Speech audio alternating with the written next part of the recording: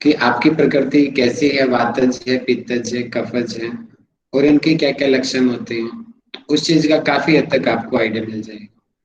तो अपनी एक कॉपी लीजिए, कॉपी में 4 कॉलम बनाइए। मेनली 3 कॉलम जरूरी है, और 13 तक नंबर लिख लीजिए रो में। ठीक है। और जैसे जैसे मैं बोलूंगा उसके हिसाब से आपको अपने अकॉर्डिंग उसको करना है। देखा देखी नहीं करना है, जो आपका एक्चुअलिटी है वो आपको, जैसे कि ये हमारा कॉलम नंबर 1 हो गया, कॉलम नंबर 2 हो गया, कॉलम नंबर 3 हो गया। ठीक है। इस प्रकार 1 2 3 बन जाएगा। और जैसे रो 1, रो 2, इस प्रकार 13 रो बना ले अपने पेपर में। सभी का बन गया होगा। मैं आगे को शुरू करता हूँ। तो जो आपको अपने शरीर में एक्चुअलिटी लगती है कि एक्चुअल में आपका शरीर छोटा है, दुबला है, मध्य है, लंबा है, बलिष्ठ है, ज्यादा मोटा बढ़ाने वाला है, अपने हिसाब से आपको खुद देखना है। बाद में मैं पूछ भी सकता हूँ, अब बाद में आप मैसेज करेंगे, जिसको माइक खोलने के लिए बोले जाए बताएंगे, तो आपको पता लग जाएगा कि आप किस प्रकृति के हो। सभी तैयार हैं? बताएं। किसी को कोई दिक्कत तो नहीं है, इतने में भी कंफ्यूजन कोई? ठीक है, चलिए। तो देखिए, पहले हम पढ़ते हैं शरीर का परिमाण, कि आपका शरीर कैसा है। छोटे कार के हो आप? मैं अपना भर देता हूं, आप लोग अपना अपना भरते जाइए।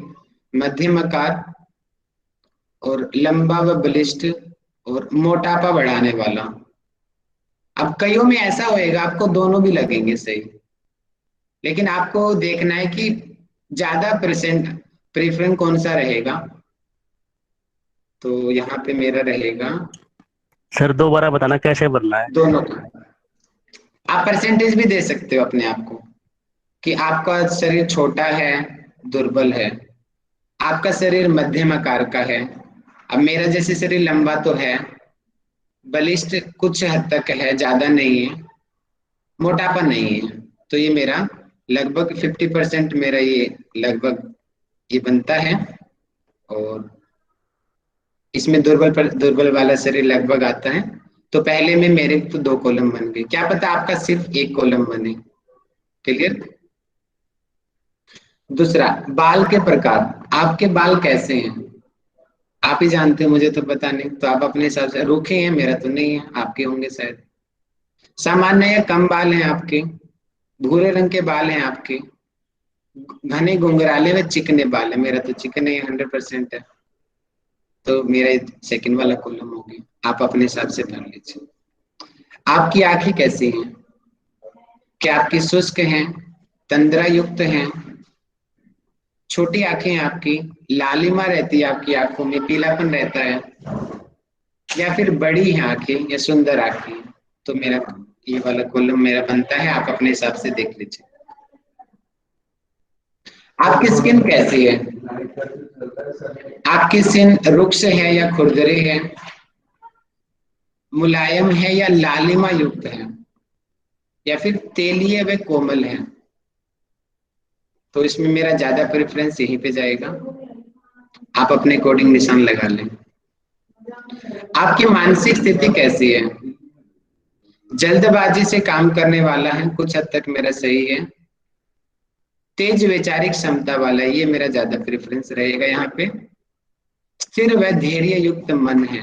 आप अपने हिसाब से देख लीजिए आपका इन तीनों में से कौन सा मोस्ट प्रोबेबल राइट बनता है। अब आपकी मेमोरी कैसी है, समझ सकते हैं? आपको जल्दी याद हो जाती हैं चीजें और जल्दी ही भूल जाते हो, या फिर सामान्य नॉर्मल आपकी है मेमोरी, या फिर लंबे समय तक न भूलने वाली अच्छी स्मृति है? तो मैं तो इस पे जाऊंगा, आप अपने हिसाब से ऑनेस्टली आपको लगाना है। आपकी चाल कैसी है? आप जल्दी जल्दी तेज चलते हो जब आप चलते हो तो, या मध्यम गति से चलने वाले हैं आप, मंद व धीरे धीरे चलने वाले हैं? तो मेरा तो यहाँ पे जाएगा, आप अपना देख लीजिए। तनाव में आपकी प्रतिक्रिया क्या होती है? यानी कि जब आप स्ट्रेस में होते हो तो क्या करते हो आप? घबरा जाते हो या अधिक चिंतित हो जाते हो आप, या गुस्सा हो जाते हो, तेज हो जाते हो, या असहज या अधीर हो जाते हो? तो इसमें मैं लगभग थोड़ा प्रेफरेंस मेरा इसका रहेगा, थोड़ा बहुत गुस्सा भी आता है मेरे को और एक्साइटमेंट भी हो जाती है। आप अपना देख लीजिए, आप असहज होते हो या धीर होते हो, घबराहट क्या आपको होती है, आप देख लीजिए। निद्रा, आपको नींद कैसी आती है? आपको हल्की नींद आती है, सामान्य नींद आती है, गहरी नींद आती है? इसमें मेरा आएगा गहरी नींद आती है मुझे तो। यानी कि सीजन का क्या इफेक्ट पड़ता है आपकी बॉडी के ऊपर? सर्दी का मौसम प्रतिकूल है, यानी कि उसको सर्दी बर्दाश्त नहीं होती है, या फिर आपको गर्मी बर्दाश्त नहीं होती है, और सर्दी व वर्षा ऋतु दोनों प्रतिकूल है, तो मेरा ये वाला दोनों प्रतिकूल है, मुझे सर्दी बहुत ज्यादा लगती है। आप अपना देख लीजिए, आपको क्या चीज लगता है। आपका नेचर कैसा है, स्वभाव? आप जल्दी जल्दी बोलने वाले या जल्दी परिवर्तित होने वाले हैं, या आप धीरे धीरे बोलने वाले या धीरे परिवर्तित होने वाले हैं, या स्थिर है परिवर्तित न होने वाले हैं? तो इसमें मेरा ज्यादा प्रेफरेंस यहाँ पे जाएगा इनके मुकाबले। आपकी भूख कैसी है? अनियमित, इनके पता ही नहीं आपको कितना आप खाना खाते हो। अत्याधिक, बहुत ज्यादा खाना खाते हो आप। सामान्य भूख या कम खाने वाले व मनपसंद भोजन करने वाले, ये तो मेरा बिल्कुल सही है, एक्स्ट्रा चीजें हम खाते ही नहीं है। शरीर के अंग, आपके शरीर के ऑर्गन कैसे हैं? आपकी नसें बाहर की तरफ आई हुई है, देखते हो क्या? ऐसी नसें बाहर आई होती है कई लोगों की। हड्डियों से भी आवाज आती रहती है, या फिर आपके चेहरे पे ज्यादा झाइयां, दांत और रंग काला पड़ने लग जाता है, या बेडौल शरीर, अति मांस वृद्ध या मोटा शरीर है आपका? तो इसमें मेरा लगभग इसमें ज्यादा प्रेफरेंस है मेरी। तो आप सभी को चार्ट बनाया होगा, अब आप टोटल कर लीजिए किस कॉलम में कितने आपके बने हैं।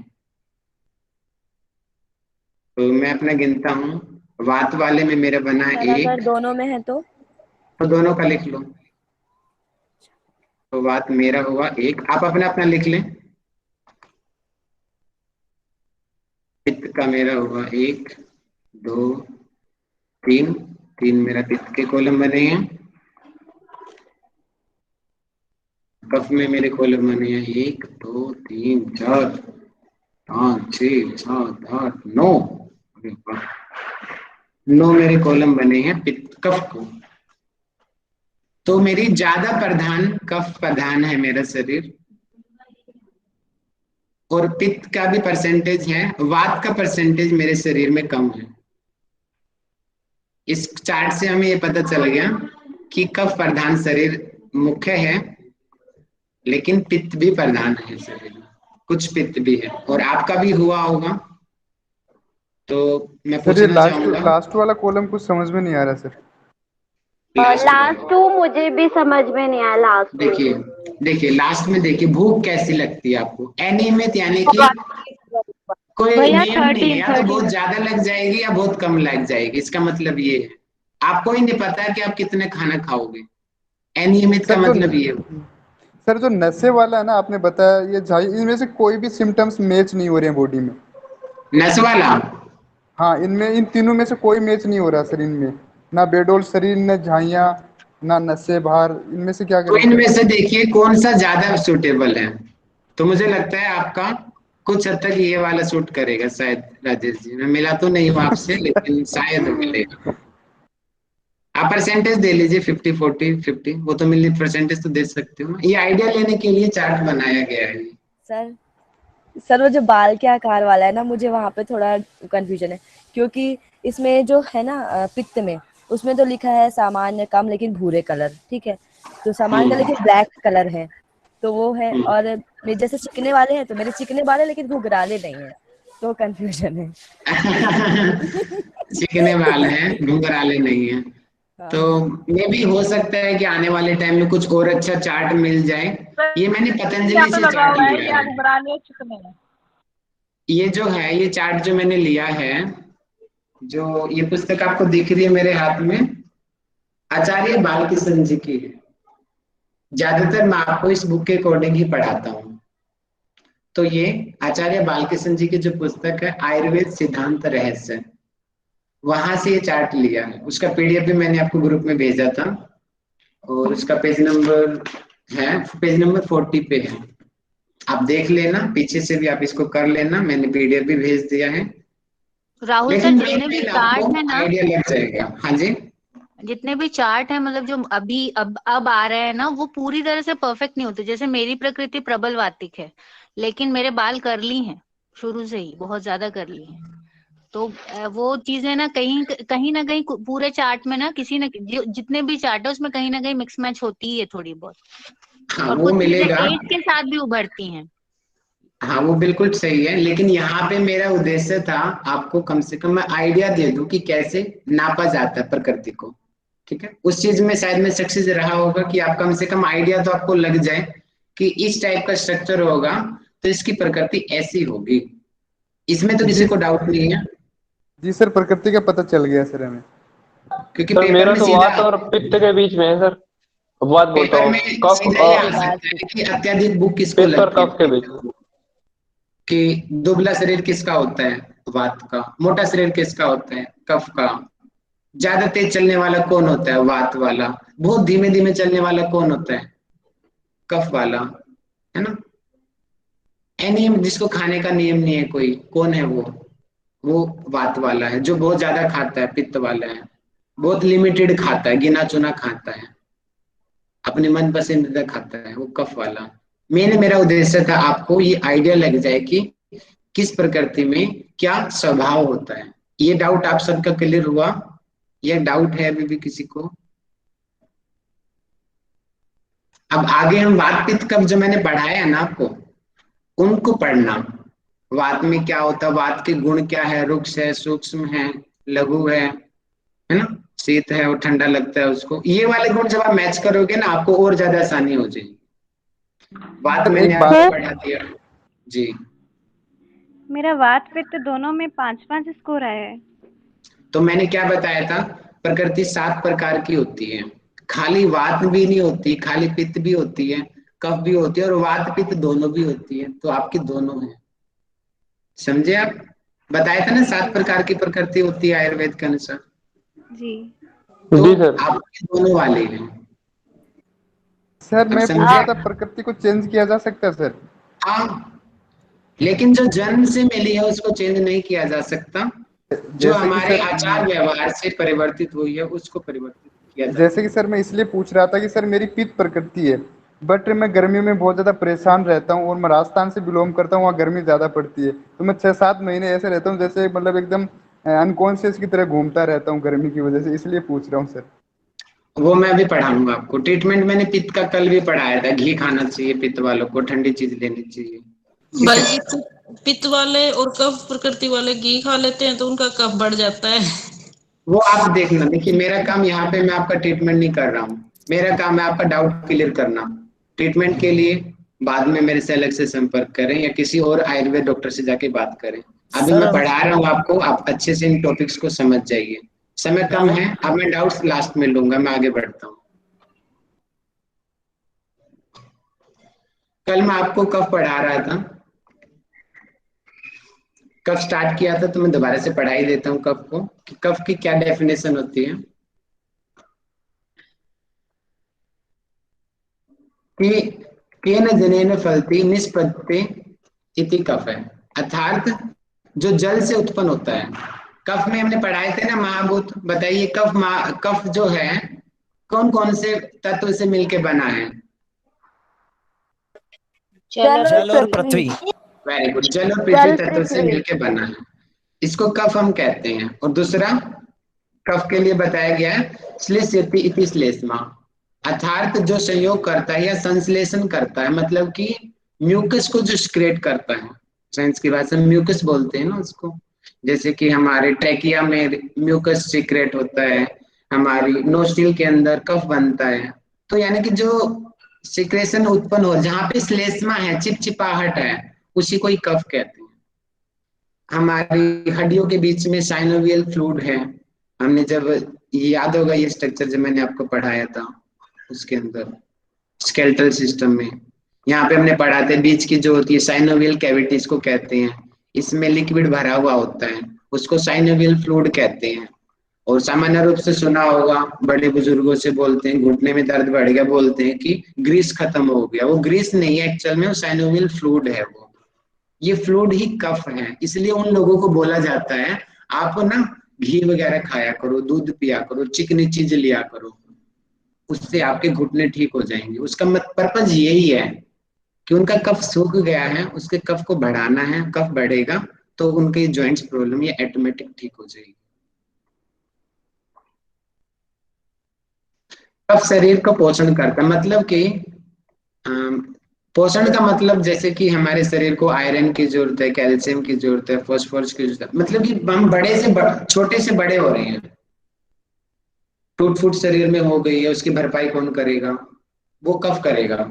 एक्सीडेंट हो गया है, उसको कवर कौन करेगा? जो सेल्स डैमेज हो चुकी है, कफ की वजह से वो चीजें होती हैं। चिकनाहट आती है और आर्द्रता यानी कि गीलापन प्रदान करता है कफ। ये अभी मैंने डायग्राम से समझाया था कि संधियों को आपस में मिलाना, मतलब कि दो बोन्स के बीच का जो साइनोवियल कैविटी है, उसके अंदर जो फ्लूइड होता है साइनोवियल फ्लूइड, जिसकी वजह से वो उतनी ज्यादा उन बोन्स में मूवमेंट हो पाती है। जैसे हमारी एल्बो की जो मूवमेंट हो रही है, जो हमारी एल्बो की मूवमेंट हो रही है, यहाँ पे फ्लूइड है। शोल्डर की मूवमेंट हो रही है, ये बोन्स आपस में मिलती नहीं है कभी, बोन्स के बीच में फ्लूइड भरा हुआ होता है, जिसकी वजह से मूव करती है। हमारी वर्टिब्रा है, उसके बीच में डिस्क होती है, डिस्क भी वो कार्टिलेज की बनी होती है, उसमें भी कुछ कुछ फ्लूइड भरा हुआ होता है, जिसकी वजह से मूवमेंट पॉसिबल होती है। तो वो भी कफ की वजह से होता है। और कफ के काम क्या होते हैं? वृद्धि करना, मतलब कि एक छोटा बच्चा है, छोटे बच्चे से बड़ा बच्चा बनाना, हाइट बढ़ाना, मोटा करना है, शरीर को बड़ा करना, मतलब वृद्धि करना, हर चीज की ऑर्गेन्स को बड़ा करना है। सब ये कार्य किसका है? कफ का है। और इसी की अपोजिट हम देखते हैं, वात सुखाने वाला है। पढ़ा था ना, वात से क्या होता है? शरीर पतला हो जाता है, सूख जाता है। जबकि कफ जो है बहुत बढ़ा देता है, शरीर को अत्यधिक बढ़ा देता है। काम शक्ति, यानी कि जो कफ वाले जो ज्यादा प्रकृति के लोग होंगे, उनके अंदर मतलब कि काम शक्ति की इच्छाएं ज्यादा पैदा होंगी, और उनके अंदर बल भी होता है। वो हर चीज के अंदर उत्साह से भरे हुए रहते हैं। जो कफ प्रकृति के लोग होते हैं, कुछ ना कुछ नया करने का जज्बा उनका रहता है। उनकी इम्यूनिटी बहुत स्ट्रांग होती है कफ वालों की। कफ वाले बहुत कम बीमार होते हैं क्योंकि इम्यूनिटी बढ़ती है, उनकी नेचुरली इम्यूनिटी स्ट्रांग होती है कफ वालों की। मानसिक और शारीरिक श्रम की क्षमता, मतलब कि जो कफ प्रकृति के जो लोग होते हैं, वो मेंटली वर्क ज्यादा अच्छे से कर पाते हैं। अगर आलस नहीं है तो शारीरिक भी कर पाते हैं। वैसे कफ में आलस आता है, लेकिन अगर वो आलस को कंट्रोल कर लेता है तो शारीरिक बहुत ज्यादा करते हैं कफ प्रकृति के लोग। बहुत सीधे साधे नेचर के होते हैं, किसी को कोई कुछ भी कर दे उसको माफ भी कर देते हैं। जो सामान्य रूप से मेरी भी प्रकृति बनती है इस तरीके की कि किसी को कुछ भी कर देना, कोई कुछ भी कर दे, हमें कोई फर्क नहीं पड़ता, कोई धोखा दे के भी चला गया। धैर्यशाली होते हैं वो लोग, कफ वाले ज्यादातर। ये खाली कफ पढ़ा रहा हूं मैं, ध्यान रखिए, खाली कफ की, सिर्फ कफ। उनके अंदर बहुत ज्ञान होता है, यानी कि उनको मेमोरी उनकी बहुत शार्प होती है, जो कफ प्रकृति के लोग होते हैं। विवेक, यानी कि विवेक होता है कि सही गलत का भेद जानने की उनकी क्षमता होती है, कि वो अच्छे व्यक्ति और बुरे व्यक्ति में फर्क पहचान लेते हैं अच्छे से। मानसिक रूप से स्थिर होते हैं, मतलब कि वो अपने माइंड उनका कंट्रोल में होता है, जबकि पित्त वालों का कंट्रोल में नहीं होता। वो बाहर होते हैं अपने कंट्रोल से, कभी भी कुछ भी कर सकते हैं, वो किसी से भी पंगा ले लेते हैं पित्त वाले, लेकिन कफ वाले नहीं लेते हैं पंगा जल्दी से किसी से, रिलैक्स माइंड वाले होते हैं कफ प्रकृति के। आगे हम पढ़ते हैं वात की रुक्षता, मतलब कि वात बढ़ गया और पित्त भी बढ़ गया। तो वात और पित्त अगर किसी का बढ़ा हुआ है तो उसमें कफ प्रधान जो आहार विहार या कफ की जो दिनचर्या है उसको अपनाने से वात और पित्त अपने आप ही नॉर्मल हो जाती है, ठीक हो जाती है। जैसे कि मैं उदाहरण दूं कि किसी पर्सन को एसिडिटी की समस्या है, तो यानी कि पित्त प्रधान भी है वो, और उसी पर्सन को हड्डियों की भी समस्या रहती है। तो मतलब कि उसकी प्रकृति कौन सी हुई, वात और पित्त की उसकी प्रकृति हुई। तो अब हम उसका ट्रीटमेंट देंगे, तो उसके ट्रीटमेंट में हम वात पित्त की दवाई तो बिल्कुल भी नहीं दे सकते, क्योंकि नहीं तो वो और बढ़ जाएगा। तो हम उसको कफ की दवाइयां देंगे। कफ क्या करेंगे, जैसे कि घी देंगे उसको, दूध देंगे, मीठा खाना देंगे, जिससे क्या होगा, उनकी वात भी कम होगी, पित्त भी कम होगी। तो इस प्रकार ये हम ट्रीटमेंट में यूज किया जाता है इन चीजों को। और कफ वाले जो लोग होते हैं ना, नींद बहुत अच्छी आती है उन लोगों को, कफ प्रकृति वालों को, और वात वालों को बहुत कम आती है, उनका दिमाग बहुत दौड़ता है। देखिए, यानी कि नींद का प्रमुख कारण जो है कफ में उपस्थित तमोभाव है। कफ के अंदर सात्विक गुण पाया जाता है, यानी कि जो कफ प्रधान जो व्यक्ति होते हैं ना, उनके अंदर सात्विक गुण भरपूर मात्रा में होता है, और तामसिक गुण भी होता है, मतलब कि दोनों गुण होते हैं कफ के अंदर, सात्विक और तामसिक। अब तामसिक की वजह से नींद अच्छी उनको ज्यादा आती है, कफ वाले लोग बहुत सोते हैं ज्यादा।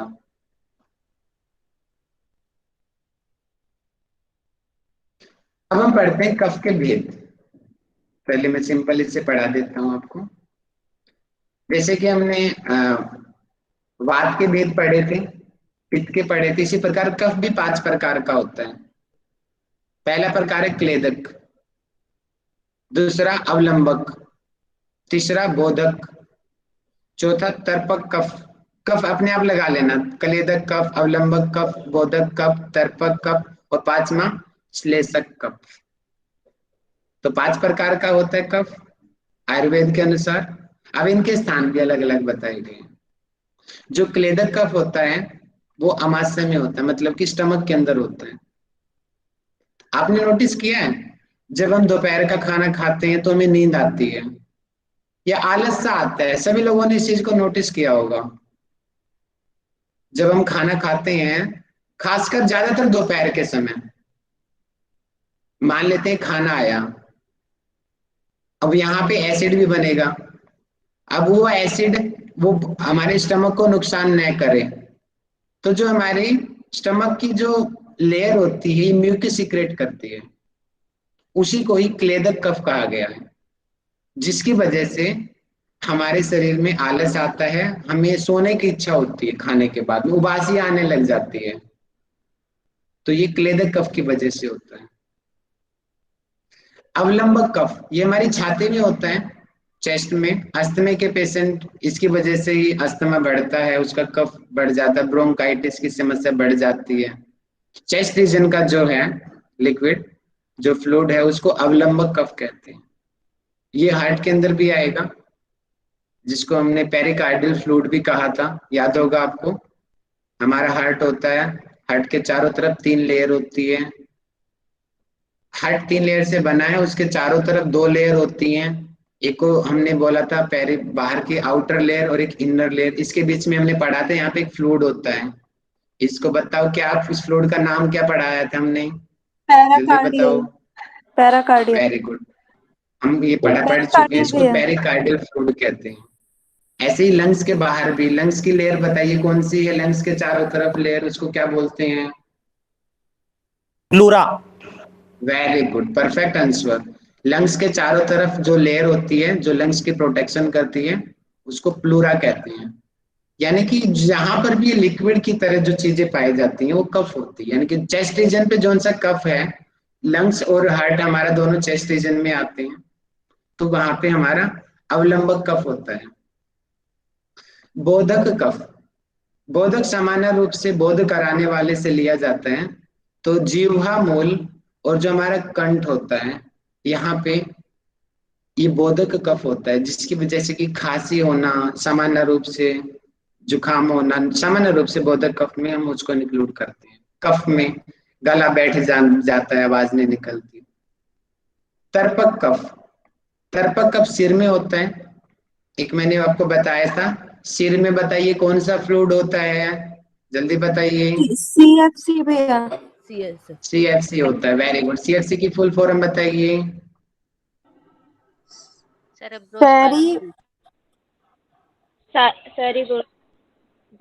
Cerebro spinal spinal fluid, cerebro spinal fluid. CSF होता है, सॉरी CSF होता है, सेरिब्रो स्पाइनल फ्लूइड। सी सेरिब्रो, एस स्पाइनल, एफ से फ्लूइड, ठीक है। CSF यानी कि सिर के अंदर जो और ये मेनिंजाइटिस भी प्रॉब्लम होती है जब CSF बढ़ जाता है, तो स्वेलिंग हो जाती है, बुखार, दिमागी बुखार जिसको बोलते हैं, तो ये तर्पक कफ की वजह से होता है। श्लेषक मतलब कि जो श्लेष्मा हो, और ये हमारे जॉइंट्स के बीच में होता है। ये हमारी एक जॉइंट हो गया, ये हमारा दूसरे जॉइंट हो गया, दो हड्डियां हो गई, दोनों हड्डियों के बीच में जो फ्लूइड पाया जाता है उसको हम श्लेषक कफ कहते हैं। तो 5 प्रकार के कफ आपको समझ आ गए होंगे। अब थोड़ा और गहराई में जाते हैं इनके।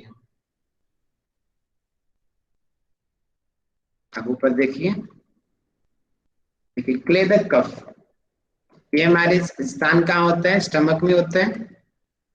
इसका काम क्या होता है, भोजन को गीला करना। अब जल्दी मुझे बताइए, जो हम खाना खाते हैं, ठीक है, ये हमारा हो गया चेहरा। अब खाना यहाँ पर तक तो रोटी थी, अब वो रोटी मुंह में चली गई तो उसको हम क्या कहते हैं, बोलस। Perfect answer. अगर फिर ये बोलस हमारे स्टमक में आ जाता है तो इसको क्या कहते हैं, चाइल्ड। काइम।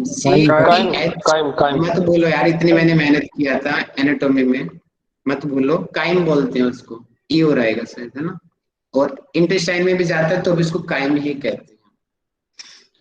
तो मतलब कि यानी कि जो उसका प्रवृत्ति बदल गई, नहीं गीला कर दिया ना उसको, बाहर तक तो सिंपल रोटी थी। कभी आपने देखा जब छींक आई और रोटी का टुकड़ा जब बाहर आया तो गिलगिला हो जाता है वो, है ना, उसके अंदर हमारा सलाइवा मिल जाता है, मतलब कि उसमें वो जो कफ है, जो हमारे मुंह के अंदर जो सलाइवा है वो मिल गया है। और ऐसे ही पेट से जब हम कुंजल क्रिया करते हैं, कुंजल में भी कई बार कभी कभी तो पित्त आता है बाहर, पीला पीला, और कई बार कफ बाहर आता है, तो ये क्लेदक कफ होता है जो हमारे स्टमक के अंदर होता है। इसकी वजह से अगर ये ज्यादा हो जाएगा तो हमें भूख नहीं लगती है, क्योंकि कफ और पित्त लगभग लगभग एक दूसरे के अपोजिट होते हैं, क्योंकि कफ ठंडा है और पित्त गर्म है।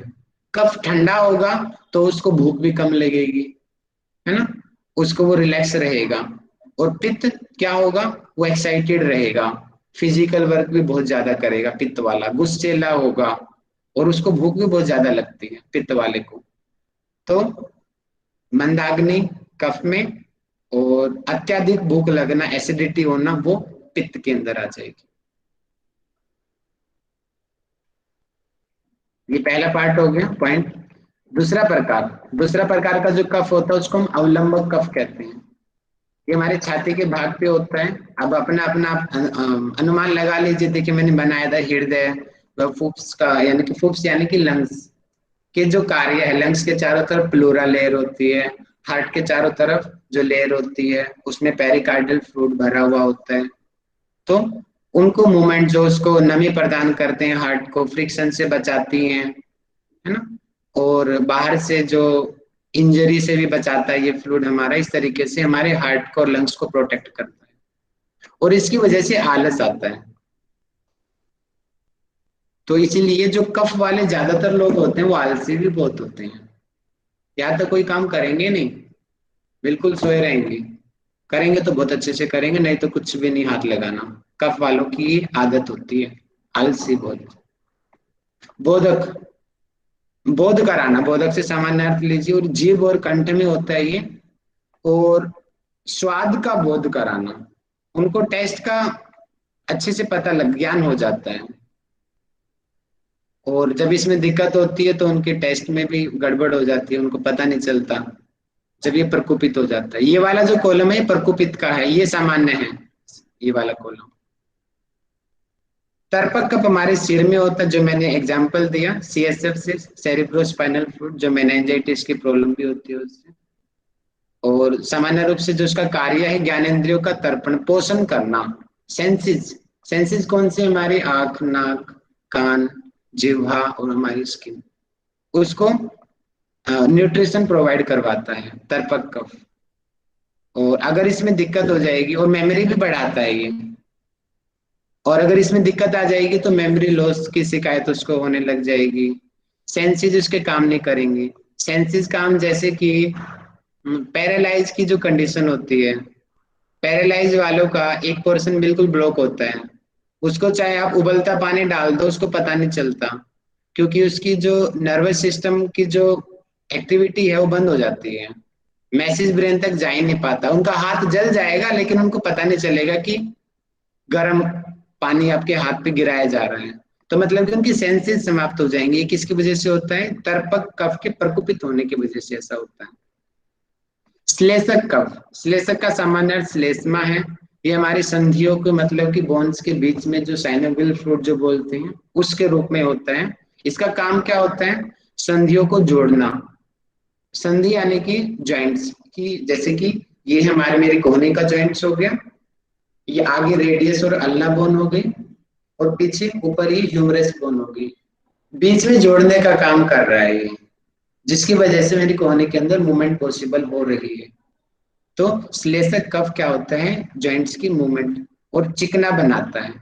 अगर ये कम हो जाएगा या ज्यादा हो जाएगा, ज्यादा हो जाएगा तो बॉडी में स्वेलिंग आ जाएगी, और कम हो जाएगा तो आवाज आने लगेगी, और वो फिर फ्लूइड कम होएगा तो हड्डियां आपस में टच करेंगे, जिसकी वजह से पेन भी होता है, जो सामान्य रूप से बड़ी आयु में बुजुर्गों को होता भी है।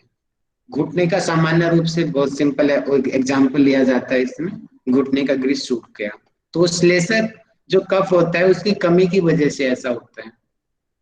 तो टाइप्स आपको समझ आए होंगे। इनके दो स्थान होते हैं, वात का, पित्त का, कफ का। प्रमुख स्थान देखिए, वैसे तो कई जगह पे होते हैं लेकिन हम सिर्फ प्रमुख को पढ़ेंगे। नाभि से नीचे, जैसे कि मैं अगर यहाँ पे एक पर्सन का डायग्राम बना देता हूं, एक लड़का हो गया, ठीक है, तो ये इसकी नाभि हो गई। तो अब हमें क्या लेना है? नाभि से नीचे का भाग, यानी कि ये वाला जो पोर्शन है, माइक खोल के बताओ ये किस, कौन सा यहाँ पे दोष ज्यादा पाया जाएगा? भैया स्टमक का नीचे वाला भाग और पाइलोरिक वॉल का मध्य भाग। वो तो मैंने पूछा ही नहीं, अब पूछता हूँ, अब बताओ जो आपने कहा प्रेरणा जी, ये वाला कौन सा होगा बताओ? भैया ये फिगर मुझे समझ में नहीं आ रही, पेट दिखा रहे हो क्या दिखा रहे हो? वात का बताया था भैया, अधोभाग उसका स्टमक का और पाइलोरिक वॉल का। आपको तो सारा ही दिखाना पड़ेगा आदमी, मुझे लग रहा है। क्या मैं पिक्चर इतना बेकार बनाता हूँ क्या?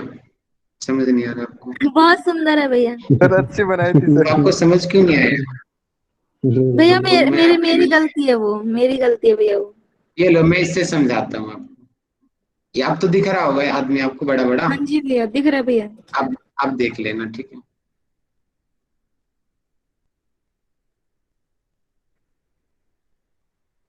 अब आप ये करो, देखो इसमें, देखिए अब इसमें हम लेते हैं, इनकी नाभि वाला हो गया यहां से लेके यहां तक, यानी कि नीचे जो होती है ये यहाँ पे ये वात प्रधान होता है, समझ गए? नाभि से नीचे का पोर्शन में वात की प्रॉब्लम ज्यादा होंगी। अब देखिए नाभि से नीचे कौन कौन से ऑर्गन आ गए? नीचे हमारा इंटेस्टाइन आ गई है यहाँ पे, मतलब कि इनडाइजेशन की प्रॉब्लम, कॉन्स्टिपेशन की प्रॉब्लम, नीचे यहाँ पे साइटिका की प्रॉब्लम होती है, ज्यादातर यहाँ पे लोअर बैक की प्रॉब्लम भी होती है, बैक पेन सबसे ज्यादा लोगों को होता है, घुटने की शिकायत भी इसी में आ जाएगी, नीचे पैरों का लड़खड़ाना, पार्किंस की प्रॉब्लम, ये सारे की सारी जो है ये वात प्रकृति को शो करती है। ये प्रमुख बता रहा हूँ, वैसे ऊपर भी होती है कुछ जगह पे बात, लेकिन मेन यहाँ पे होती है नीचे वाले पोर्शन में। पित्त को हम पढ़ते हैं पित्त हमारा यानी कि हमने स्टमक से लेकर के नाभि तक, यहाँ पे हमारा, क्योंकि स्टमक में हाइड्रोक्लोरिक एसिड सीक्रेट होता है और डिओडिनम में वहां पे बाइल जूस और पेनक्रियाटिक जूस आके मिलता है, तो यहाँ पे हमारे भोजन का डाइजेशन शुरू होता है। तो यहाँ पे ये है, इसको हम बोलेंगे पित्त की समस्या। यहाँ पे सर ये प्रमुख स्थान है पित्त का। कफ का जो सामान्य स्थान है ऊपर का लिया जाता है, मेन गले से ऊपर का सामान्य लिया जाता है, चेस्ट भी आता है इंक्लूड, लेकिन मेनली ऊपर का। ये आप ऊपर वाला जो सबसे पोर्शन है ना, उसको आप समझिए कफ का ये मेन स्थान होता है। प्रेरणा जी क्लियर हुआ आपको? जी भैया बिल्कुल। देखिए अब इसको पढ़ लीजिए। देखिए नाभि से नीचे का भाग, बस्ती, छोटी आंत, बड़ी आंत, कमर, जंगा, यही पढ़ा रहा था मैं, याद आया अभी डायग्राम से? टांगे, हड्डियां, ये कौन सी है? ये वात में आएंगी। छाती का भाग, नाभि के मध्य का भाग, पसीना आना, लसिका यानी कि लिम्फ नोड, और ब्लड की प्रॉब्लम्स, पाचन संस्थान, यूरिनरी प्रॉब्लम जो है वो पित्त की वजह से होती है। अब कफ की वजह से, कफ कहाँ कहाँ पे होता है? कफ का स्थान कंठ के ऊपर, गले के ऊपर पाया जाता है, गले में पाया जाता है, सिर में पाया जाता है, गर्दन में पाया जाता है, छाती में पाया जाता है, जॉइंट्स में पाया जाता है, ठीक है। और जो हमारा जो शरीर मोटा होता है, मतलब कि एडिपोज टिश्यू, जो फैट के लिए रिस्पॉन्सिबल होता है टिश्यू, मेद उसको बोलते हैं, तो उसमें कफ होता है। क्लियर हुआ सभी को? कफ से, जैसे हमने बताया था, वात से 80 प्रकार की बीमारियां होती हैं, पित्त से 40 प्रकार की बीमारियां होती हैं, और कफ से 20 प्रकार के रोग होते हैं। आप मुझे बताएंगे हठयोग प्रदीपिका में कौन सा षटकर्म है जो 20 प्रकार के कफ रोगों का नाश करता है? बताओ भैया धोती। वस्त्र धोती। परफेक्ट आंसर दिया है, वहां पे स्पष्ट लिखा हुआ है। Very good. धोती क्रिया करने से 20 प्रकार के कफ रोगों का नाश होता है। तो वो इन्हीं कफ रोगों की बात हो रही है वहां पे। अब कफ वाले लोगों का स्वाभाविक गुण कैसा होता है, मतलब कि कैसे उनका व्यक्तित्व, पर्सनैलिटी क्या होती है कफ वालों की, जो चार्ट से भी मैंने काफी हद तक समझाने की कोशिश किया था। घुंघराले बाल होना, श्रवण शक्ति अच्छी होना, धीमे धीमे चलना, सिलेक्टेड चीजें खाना, ये कफ के सामान्य गुण उस चार्ट से हमने पढ़े थे। अब और प्रमुख गुण क्या होते हैं? गुरु, गुरु का अर्थ होता है भारीपन, मतलब कि उनके शरीर में स्थूलता होती है, मोटे होते हैं वो। शीत, उनको ठंडी ज्यादा लगती है, सर्दी बर्दाश्त नहीं होती उनसे, गर्मी में वो बहुत मौज करते हैं। मृदु का सामान्य रूप से जो अर्थ होता है मुलायम, वो बहुत सॉफ्ट होते हैं, नेचर के बहुत पोलाइट होते हैं जो कफ वाले लोग होते हैं। स्निग्ध, स्निग्ध का यानी कि उनके शरीर में भी चिकनाहट होती है, उनकी यानी कि बोलते हैं सामान्य रूप से कि उनकी स्किन भी तेलीय होती है, तेल सा निकलता है उनकी स्किन से। मधुर, उनको मधुर चीजें बहुत पसंद होती है, मीठा खाना बड़ा पसंद होता है कफ वालों को। स्थिर, वो बहुत स्थिर होते हैं, कुछ समय के लिए मानते कि इंसान तो सभी हैं, लेकिन ज्यादातर वो अपने आप को कंट्रोल कर लेते हैं, अपने मन को भटकने से अपने आप रोक लेते हैं। भटकता तो है लेकिन वो कंट्रोल भी जल्दी कर लेते हैं, स्थिर हो जाते हैं वो। पिच्छिला, पिच्छिला का अर्थ होता है चिपचिपापन, कि मतलब कि उनको पसीना आएगा, और जो पसीने में जो होगी ना, पसीना वैसे कम आता है कफ वालों को, लेकिन जो पसीना आएगा उसमें चिपचिप सी होती है। जो आपने बारिश के मौसम में भी देखा होगा, बारिश के मौसम में तो लगभग सभी को ही होता है कि उनकी स्किन से देखते हो ना, अपनी खुद की स्किन से चिपचिप चिपचिप होने लग जाती है, लेकिन कफ वालों को ज्यादा ऐसी होती है चिपचिपाहट।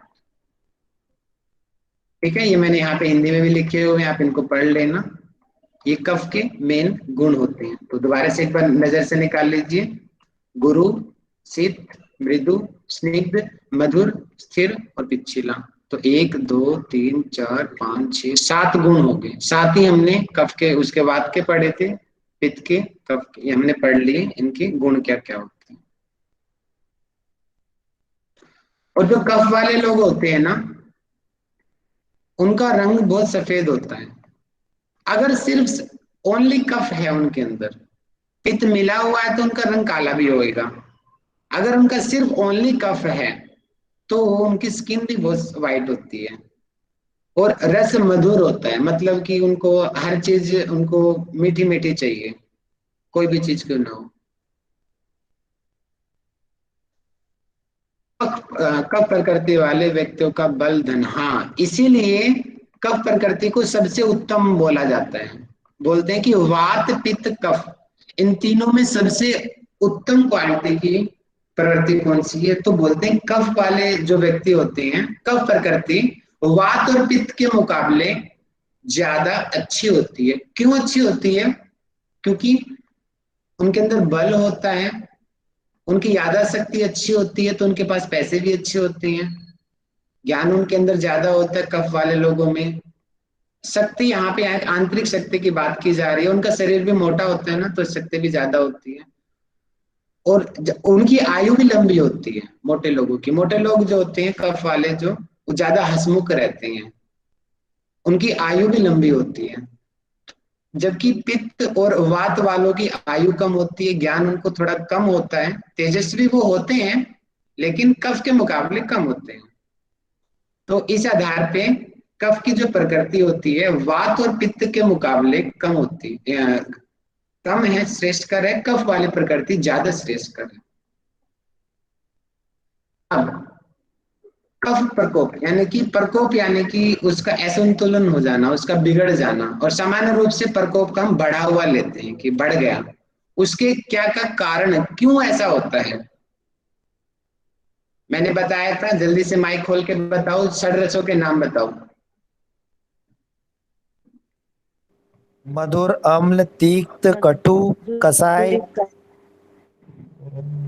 सीक्वेंस में नहीं बताया आपने, सीक्वेंस में बढ़ाया, बताएं। मधुर, मधु, अम्ल, लवण, कटु, तिक्त, कसाय। Very good. अब मुझे बताइए मीनाक्षी जी, जो कफ प्रकृति के लोग होते हैं, कफ को बढ़ाने वाला कौन सा रस होता है? मधुर, अम्ल और कटु। ऊपर के तीनों रस जो होते हैं कफ को बढ़ाने वाले होते हैं, इसलिए मैंने कहा सीक्वेंस में याद करो, आपको ट्रिक आसानी से याद हो जाएगी। मधुर, अम्ल, लवण, 1 2 3, जो पहले 3 होते हैं वो कफ को बढ़ाते हैं। बताया ना मैंने अभी, कफ वाले लोगों को मीठा बहुत पसंद होता है, उनका मीठा बंद कर दो, कफ अपने आप कम हो जाएगा, समझे? उनको नमकीन भी पसंद होती है, उनको खट्टा खाना भी बहुत पसंद होता है, तो उनकी ये चीजें बंद कर दो, कफ अपने आप कम हो जाएगा। इसके मुकाबले कटु, तिक्त और कसाय, ये वाली चीज देने शुरू कर दो, उनका कफ ठीक हो जाएगा। यहाँ पे वही चीज कही जा रही है, देखिए, मधुर, अम्ल, भारी चीज, क्योंकि गुरु प्रधान जो खाना होगा वो कफ को बढ़ाएगा। स्निग्ध, चिकनी चीजें, घी, दूध, उन लोगों को बहुत पसंद होता है जो कफ प्रकृति के होते हैं। मुझे तो बहुत अच्छा लगता है मलाई खाना, लेकिन जब प्रॉब्लम होती है तो मलाई छोड़नी पड़ती है। यानी कि जस्ट हमें, जब हम ट्रीटमेंट करते हैं तो हमें ठीक इसका उल्टा करना है। जो चीज उसके कारण है उस कारण को बंद कर दो, प्रॉब्लम अपने आप दूर हो जाएगी। जैसे मैं भी एग्जांपल दूं कि पीछे मुझे काफी खांसी की और बहुत शिकायत हो गई थी, और मेडिसिन से कोई आराम नहीं हुआ, सिर्फ मैं अपने परहेज से ठीक हो गया, क्योंकि मैं घी खाता था 2 2 कटोरी भर के। आप सोचोगे भी नहीं, 100 ग्राम में एक बार में खा जाता था। सिर्फ मैंने अपने परहेज कंट्रोल किया और अपने आप प्रॉब्लम ठीक हो गई। और इतनी बड़ी प्रॉब्लम हो गई थी, डॉक्टर को भी समझ में नहीं आया था। तो इसीलिए आप लोगों को कफ के ये चीजों को जानना बहुत जरूरी है। आप बिना मेडिसिन लिए अपनी प्रॉब्लम्स को ठीक कर सकते हो, खाली अपनी डाइट से, जिसे मैंने अभी किया था पीछे। क्लेदक खाद्य, क्लेदक होते हैं कि मतलब कि जिसमें गीलापन होता है, ऐसी चीजें जो होती हैं, ज्यादा जो चीजें खाएंगे उनको कफ बढ़ जाता है। जो मांस, मछली, तिल से तैयार, इनके कि इसमें भी तो तेल होता है ना, मछली में भी तेल, ये चीज होती है। तिल ज्यादा जो खाने वाले होते हैं उनके अंदर भी कफ बढ़ता है, ज्यादा प्रकोपित होता है। गन्ना जो ज्यादा खाते हैं, दूध ज्यादा पीते हैं, नमकीन और जलीय पदार्थों में जो ज्यादा उन सेवन करते हैं, उनका भी कफ बढ़ जाता है, कफ प्रकोपित हो जाता है। कार्बन युक्त शीतल पदार्थ जिसमें कार्बन होता है, सामान्य रूप से हम यहाँ पे एग्जाम्पल लेते हैं कोल्ड ड्रिंक्स का, कोका कोला, एक तरीके से सामान्य रूप से कि इस तरीके के लिक्विड लेने से कफ प्रवृत्ति बढ़ जाती है। अधिक खाना खाने से, बहुत ज्यादा खाना खाएंगे कफ बढ़ जाएगा। क्यों? क्योंकि हमने पढ़ा ना गुरु एक गुण है, हमने ऊपर पढ़ा था कि जो गुरु है, ये रहा गुरु, गुरु से कब बढ़ेगा। गुरु कब है? गुरु का अर्थ होता है भारीपन, और जब हम ज्यादा खाने खाएंगे तो भारीपन आता है ना, हमारा चलने में भी दिक्कत होती है, पेट मोटा हो जाता है, तो गुरुता आती है। तो कम खाना खाना शुरू कर दो, कफ अपने आप कम हो जाएगा। दिन के समय सोएंगे, बहुत नींद आती है भैया कफ वालों को, मुझे तो बहुत आती है, कफ वाले लोगों को दिन में नींद आती है। हमें प्रॉब्लम ठीक करनी है तो दिन में सोना बंद कर दो, कफ अपने आप ठीक हो जाएगा। आलसी भी बहुत होते हैं जो कफ वाले लोग होते हैं, वो व्यायाम बहुत कम करते हैं, सो जाते हैं क्लास के अंदर। वसंत ऋतु मॉर्निंग में और रात्रि का पहला पैर जो जैसे अभी चल रहा है, या फिर खाने के बाद, या फिर जब वो छोटे होते हैं बाल्यावस्था में, कफ सामान्य रूप से बढ़ता है। यानी कि जिसको कफ की ज्यादा प्रॉब्लम होती है ना, वो वसंत की ऋतु में उसकी प्रॉब्लम बढ़ जाती है। जब हम ऋतुचर्या पढ़ेंगे वहां पे आएगा कि वसंत ऋतु में कफ प्रकोपित होता है। पहले तो इकट्ठा हुआ हेमंत में, और वसंत में आकर के वो बढ़ेगा, सामने आ गया, बाहर आता है। इसीलिए महर्षि गैरंड जी ने भी स्पष्ट कहा है कि वसंत ऋतु में योगाभ्यास करो, और योगाभ्यास में भी क्या करो, षटकर्म करो। क्यों करो? देखिए वसंत ऋतु में कफ प्रधान शरीर होता है, मतलब कि कफ ज्यादा निकलेगा, उसको खांसी जुकाम की शिकायतें ज्यादा होती हैं। तो हम षटकर्म करके उस कफ को बाहर निकाल देंगे तो अपने आप ठीक हो जाएंगे। तो जो हमारे ऋषियों ने जो हमारे नियमों में, ग्रंथों में लिखा हुआ है ना, ये बहुत गहराई से सोच के लिखा हुआ है। अब आप इन चीजों से अब समझ लीजिए कि कैसे महर्षि गैरंड जी ने इस चीज को पता लगा लिया। वो तो योग के ज्ञाता थे, लेकिन आयुर्वेद के कंसेप्ट भी उनको पता थे। इसका मतलब सुबह के टाइम भी कफ ज्यादा बढ़ता है, रात को भोजन के बाद, क्योंकि भोजन के बाद नींद ज्यादा आती है और आलस आना कफ का एक गुण है। छोटे बच्चों को कफ ज्यादा बढ़ता है। अब मुझे बताएं सभी, पित्त और वात, इसमें जो कौन सी एज ग्रुप में कौन सा क्या होता है, युवा में या वृद्ध में कौन सा जो वृद्ध दोष में बढ़ता है? वात, वृद्ध में वात और पित्त एडल्ट में। Very good. यानी कि युवा लोग, जैसे भी आप लोग हो, भी हम सभी हैं, तो हम युवा लोग हैं, तो उसमें पित्त सामान्य रूप से ज्यादा बढ़ता है। और बुजुर्ग लोग होते हैं उनके अंदर वात की समस्या ज्यादा होती है, उनका वात दोष सामान्य रूप से प्रकोपित होता है उनका। और कफ के अंदर जो बच्चे होते हैं, बच्चों को आपने देखा होगा ना, उनकी नाक कफ से भरी रहती है। छोटे छोटे जो बच्चे होते हैं 2 साल के 5 साल के, हमेशा नाक में कफ लटका रहता है उन लोगों की। तो जो बच्चे होते हैं सामान्य रूप से नेचुरली कफ उनके अंदर होता है। प्रकोपित कफ के लक्षण, मतलब कि हमें कैसे पता चलेगा कि इसका कफ बढ़ा हुआ है? तंद्रा या सुस्ती आना। तंद्रा यानी कि सामान्य रूप से नींद से जो पहले की जो स्थिति होती है, जम्बाइया आना, इस तरीके से आप लगा लीजिए, वो तंद्रा की स्थिति होती है। नींद भी नहीं आ रही है लेकिन हम जागे हुए भी नहीं है। कई बच्चे क्लास में सोते रहते हैं, मुंह फाड़ते रहते हैं, वो तंद्रा की स्थिति है, कफ बढ़ गया उनका, गुरुता आ गई है शरीर में। गुरुता आएगी तो नींद आने लगेगी उनको, इंटरेस्ट भी नहीं बनेगा। अधिक नींद आती है उन लोगों को, कफ वालों को, उनका मुंह के अंदर मीठापन रहता है हमेशा, मीठा उनको बहुत पसंद होता है, मुंह हमेशा मीठा मीठा रहता है। अब मुंह मीठा रहेगा तो उनके दांतों की भी समस्या बढ़ती है, उनको दांतों में कीड़ा जल्दी लगता है औरों को उनके मुकाबले, क्योंकि मीठापन रहेगा सामान्य रूप से, तो उससे दांत खराब होने की संभावना ज्यादा रहती है। त्वचा में सफेद, यानी कि उनकी स्किन व्हाइट कलर की होती है, जो प्योर, जिनके अंदर कफ प्रधान शरीर जो होता है। शीतलता रहेगी, उनको ठंडी ज्यादा लगती है, सर्दी में बुरी हालत हो जाती है उनकी। स्निग्धता मतलब कि चिकनापन, उनकी स्किन भी तेलीय रहेगी, खुजली भी रह सकती है, क्योंकि स्किन में जब स्निग्धता आएगी तो खुजली भी बनेगी ऑटोमेटिक।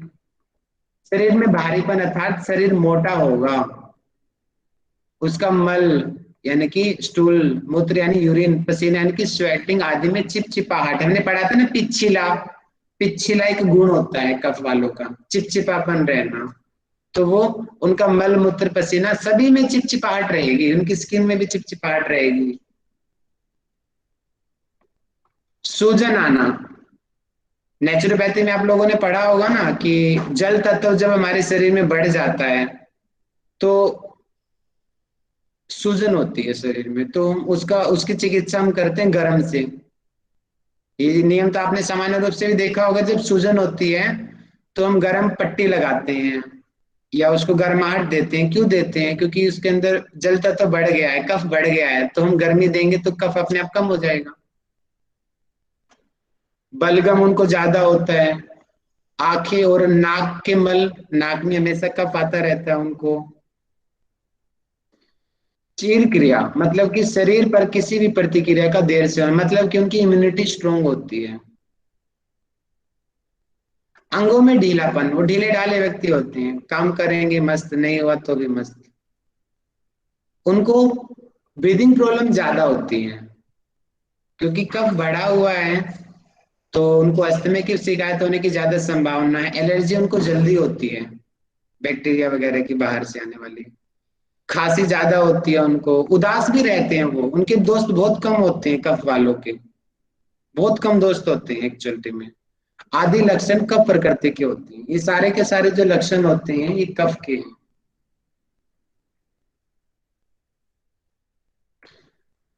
प्रकोपित कफ को शांत करने के उपाय। अब हम पढ़ते हैं ट्रीटमेंट कैसे करेंगे। हमने जान लिया कि पता तो चल गया भैया, हाँ भैया आपको कफ की समस्या है, अब उसको हम इसका ट्रीटमेंट कैसे करेंगे। ठीक उसका उल्टा हमने पढ़ाया था ना, मधुर अमल लवण कटु तिक्त कसाय। पहले 3 रस कफ को बढ़ाने वाले हैं, उनको बंद कर दो और अगले 3 रस देना शुरू कर दो। कटु तिक्त कसाय दे दो, अपने आप ठीक हो जाएगा कफ।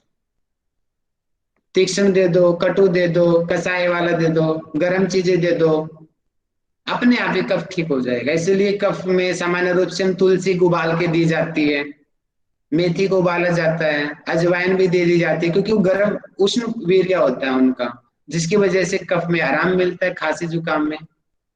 आजकल तो गिलोय दी जा रही है इम्यूनिटी को बढ़ाने के लिए। उसका काम क्या है? कोरोना में कैसे वो हेल्पफुल है हमारी, क्योंकि उसकी प्रकृति गर्म है, कफ को बनने नहीं देगी। कफ बनेगा नहीं तो वायरस है, जो बैक्टीरिया जो बाहर से आएगा वो शरीर में रुकेगा नहीं, कफ की वजह से वो शरीर में रुक जाता है। जब हम गिलोय का जूस काढ़ा बार बार पिएंगे तो वो कफ नहीं बनेगा, तो बाहर से आने वाला बैक्टीरिया वायरस कम इफेक्ट डालेगा हमारी बॉडी के ऊपर। सर गिलोय कसाय रस है, शीत वीर्य है उसका। तो कसाय हो गया ना, तो अभी हमने पढ़ा था ना कि कटु नहीं, आपने तिक्त कसाय। वो बोला ना गरम है, गरम नहीं है, शीत वीर्य है और कसाय रस। ठीक है, सॉरी। तो कसाय है, तो कसाय का कार्य हमने रस में पढ़ा ना अभी, मधुर अमल लवण। इसका उल्टा कटु तिक्त कसाय, कसाय वाली जो चीजें कटु तिक्त कसाय ये कफ को कम करती है। तो मतलब कि इसलिए इस तरीके से गिलोय इस प्रॉब्लम में फायदेमंद है। ये तरीका, और भी बहुत सारे रीजन हो सकते हैं, पूर्ण ज्ञानी तो कोई भी नहीं है, जितना मुझे ज्ञान है मैं आपको दे रहा हूँ। ये आया कटु तिक्त कसाय, ये जो रसों का ये चीज देंगे तो अपने आप ही कफ उसका ठीक हो जाएगा।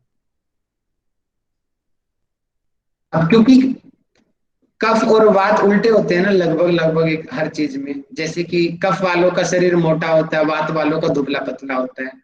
कफ वाले मधुर अमल लवण ज्यादा लेते हैं, और जो वात वाले होते हैं कटु तिक्त कसाय ज्यादा लेती है। तो दोनों ही लगभग लगभग ज्यादातर गुण एक दूसरे के उल्टे होते हैं।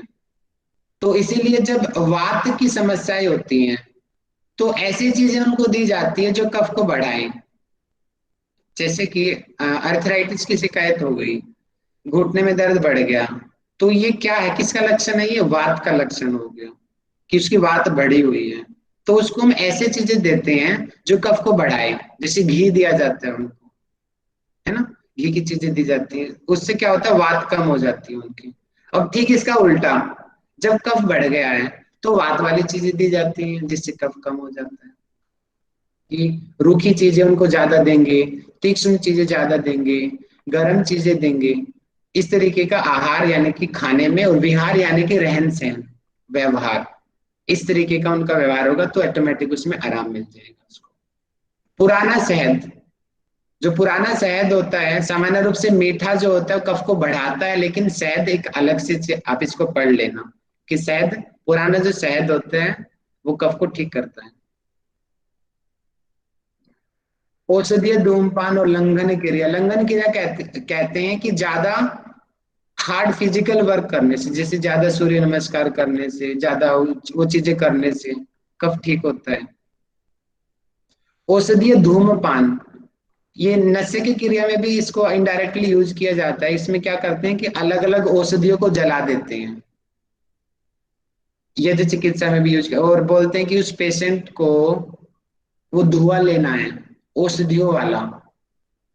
पीछे एक रिसर्च भी हुआ था शांति कुंज में इसके ऊपर, जो यज्ञ चिकित्सा की जो पुस्तक है उसमें भी लिखा हुआ है स्पष्ट कि शांति कुंज हरिद्वार में ये रिसर्च किया गया कि हवन करने से जो टीबी के जो प्रॉब्लम्स है, अस्थमा की जो शिकायत है वो कम होती है, अस्थमा ठीक होता है। उसके पीछे क्या रीजन है?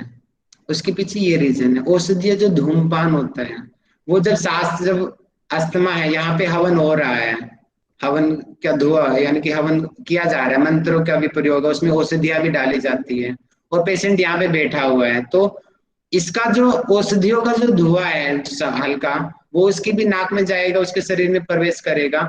तो इस तरीके से जो अस्थमा वाला जो पेशेंट है वो अगर हवन के पास में बैठेगा तो उसकी प्रॉब्लम कम होती है, ये रीजन है। उनको धूप बड़ी पसंद होती है कफ वालों को, ठीक है जी। सूखी मालिश, उबटन, यानी कि उबटन क्या होता है कि शरीर पे लेप लगाना, बेसन का लेप, दूध का लेप, घी का लेप, मलाई का लेप, इस तरीके से करने से क्या होता है कि कफ कम होता है इससे। शारीरिक व्यायाम, दौड़ना, ऊंची लंबी कूद, कुश्ती, ये चीजें करने से भी कफ कम होता है। नस्य क्रिया, शिरोविरेचन, ये चीजें करने से कफ कम होता है। आराम करना, क्रियाशील रहना, तो इन चीजों को आप पढ़ लेंगे, बहुत आसानी है, एक इसको पढ़ लीजिए। वमन क्रिया सबसे श्रेष्ठ है, मतलब कि कुंजल क्रिया, योग में भी हम करते हैं ना कि कुंजल क्रिया पित्त को भी कम करती है और कफ को भी कम करती है। अगर हमें पित्त कम करना है तो आयुर्वेद में क्या करते हैं, उसमें ऐसी औषधि मिलाते हैं जो थोड़ी ठंडी प्रकृति की होती है, तो पित्त को कम कर देगी। और अगर हमें कफ को कम करना है तो उसी पानी में, जैसे कि उसी पानी में हम इलायची को उबाल देंगे, यानी कि ऐसी चीजें डाल देंगे, अजवाइन को उबाल देंगे, गर्म चीजें डाल देंगे जो अंदर की जो कफ है उसका नाश करे, ठीक है। इसीलिए कफ की ट्रीटमेंट के लिए कुंजल क्रिया ज्यादा श्रेष्ठ होती है। मैंने बताया कि वात, पित्त, कफ, तीन प्रकार की प्रकृति विशेष होती है। इन तीनों में सबसे जो उत्तम प्रकृति होती है कफ प्रकृति होती है। उनको बीमारियां भी कम होती हैं, ज्यादा वो हेल्दी होते हैं औरों के मुकाबले। पित्त वाले जो होते हैं मध्यम प्रकृति होती है, मीडियम लेवल का उनकी हेल्थ होती है। और वात वाले जो होती हैं उनको सबसे ज्यादा प्रॉब्लम्स होती है, हमेशा परेशान रहते हैं वात वाले।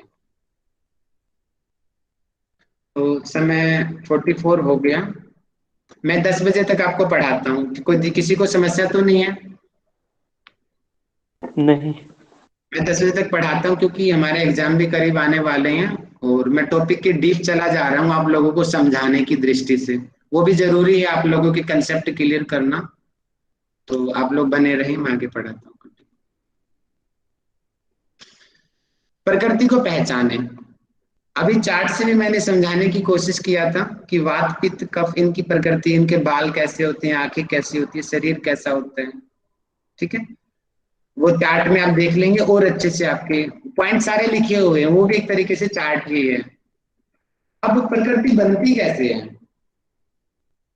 सबसे जो विशेष होती है, जब माता पिता का संयोग होता है उस समय माँ और पिताजी, उनकी जो नेचर होता है, यानी कि उस समय उनका कौन सी प्रकृति के हैं वो मम्मी और पापा, और उस समय जब शुक्राणु और अंडाणु का जब मिलन होता है, वो जो स्थिति होती है, उस समय जो प्रकृति होती है वही प्रकृति बच्चे की भी होती है, और वो परमानेंट होती है, उसको बदला नहीं जा सकता।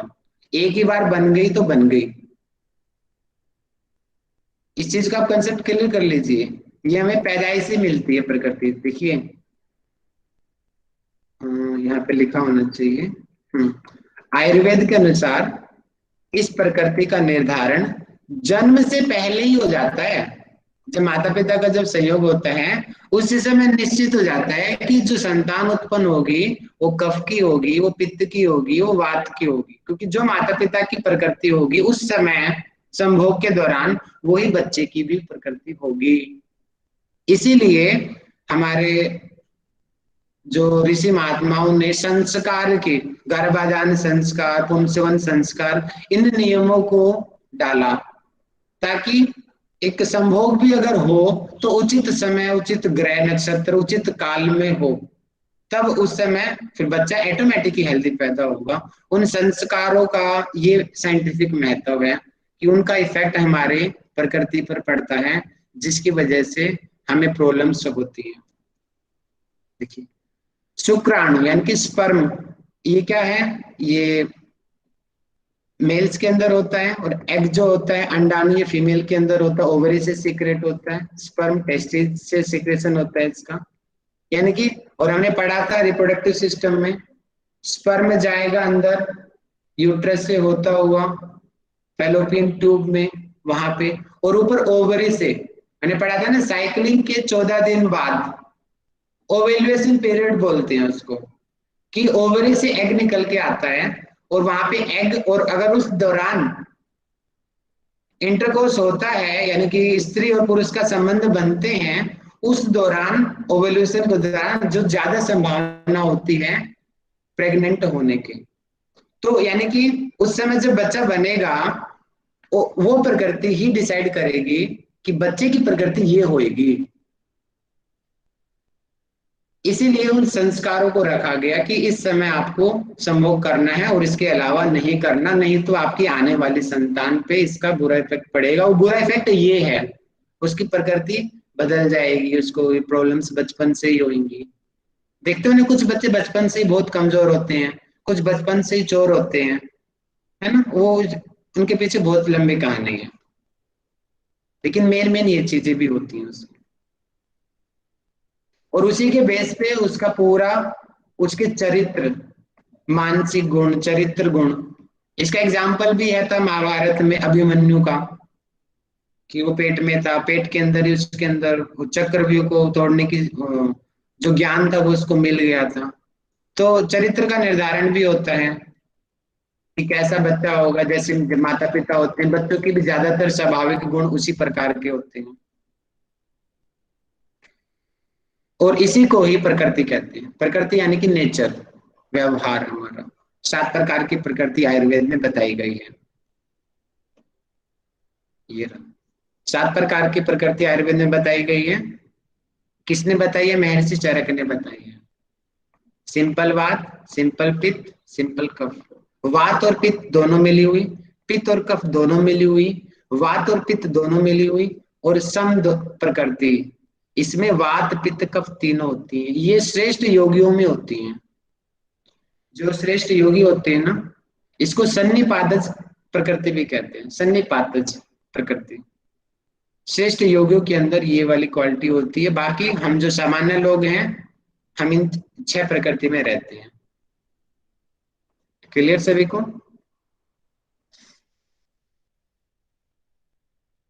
बस पढ़ लिया हमने। जन्म के समय जो माता पिता की प्रकृति होती है वही प्रकृति बच्चे की भी होती है। मूल प्रकृति कहते हैं उसको, वो मेन प्रकृति होती है।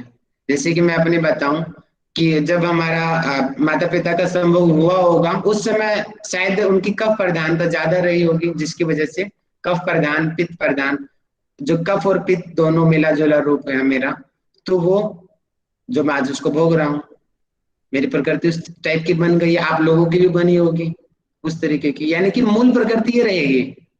अब उसके अलावा एक और प्रकृति होती है। देखिए प्रकृति दो प्रकार की होती है, एक तो होती है मूल प्रकृति। मूल प्रकृति तो कभी बदली नहीं जा सकती, परमानेंट है वो, हमें पैदाइश ही मिली है। कुछ भी कर लो, पैदाइशी अगर वो कफ प्रधानता है तो कफ प्रधानता ही रहेगा। कुछ समय के लिए उसका कफ ठीक हो जाएगा, लेकिन आने वाले टाइम में फिर कफ की समस्या उसको आ जाएंगी। मूल प्रकृति को कोई बदल नहीं सकता। और दूसरी प्रकार की प्रकृति होती है परिस्थिति जन्य प्रकृति, मतलब कि अकॉर्डिंग टू सिचुएशन, कि मैं कहीं बाहर चला गया और वहां पे, इसको बोलते हैं संगत से, आप समझो संगत का असर बोलते हैं ना, अच्छे बच्चे को भी बुरा बना देता है, ये वो संगत है, परिस्थिति जन्य है, कि बाहर का जो हमारी संगत है वो चेंज हो गई है और उसकी वजह से हमारी अंदर की प्रवृत्ति, हमारे आचार विचार, आहार, परिस्थिति, दिनचर्या बदल गई है, जिसकी वजह से मेरी प्रकृति में भी बदलाव हो गया, मेरी प्रॉब्लम्स उसके हिसाब से चेंज हो गई। तो ये परिस्थिति के अनुसार अकॉर्डिंग टू सिचुएशन भी प्रकृति में बदलाव होता है, लेकिन मूल जो प्रकृति है वो हमेशा रहती है, इसको कोई नहीं बदल सकता। कंट्रोल किया जा सकता है, कंट्रोल कर सकते हैं अपने आहार से, डाइट से, लेकिन जो बचपन से निर्धारित हो चुकी है वो बूढ़ा रहेगा तब भी उसको ऐसे ही समस्या रहेंगी।